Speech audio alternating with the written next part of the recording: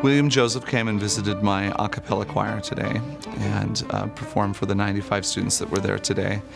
And not only performed, but did a composition on the fly that a student had helped create by choosing 4 random notes within about an octave and a half, and talked to the students about being excellent as a musician, and not just as a musician, but as a person, and what it takes to be excellent and to achieve. And then he showed them the level of achievement and excellence that he's capable of. I heard someone once say, it's almost like sometimes the mic only comes around one time for you when you really have this opportunity. And you're either going to be prepared for it or you're not. That work has just provided me with so many different amazing opportunities that I would have never had if I wasn't prepared. It's an assurance that people can fulfill their dreams, because he was just like another kid, just like all of us. But through hard work, through getting an education, so many times people want to become somebody like William Joseph, and they feel like they can just drop out of high school and pursue it themselves. But you need an education. You need to be prepared. You need to believe in yourself that you can get to that point, and you need to work for it. In addition to work and to being prepared comes knowledge. You have got to know your craft. If you learn other people's music, you'll start to incorporate some of their approaches. You'll learn some technique, you'll learn different voicings and chords, you'll learn this, you'll learn different compositional structures. You'll learn so much, and you'll grow as a writer. It's only gonna help you. But you now have a whole tool bag of resources that you can use.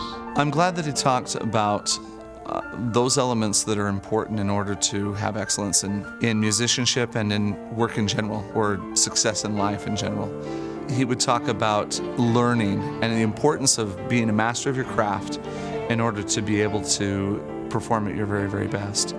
That resonated with a lot of the kids. You have to learn the groundwork for everything, and then you can go break the rules. Once you've learned that, you can always go back to the basics. Practicing, putting in the work, and then the education, and then the experience. Those, in my opinion, those are the 3 pillars that are going to help us to be successful, not only in music, but in our lives. Life takes work, and anything worthwhile takes work. We want our students to perform at the highest level possible. They need to perform excellence in order to know excellence. It is good, though, to take time out of our busy rehearsal schedule to allow our students to see an end product. Today it was piano, violin, and cello.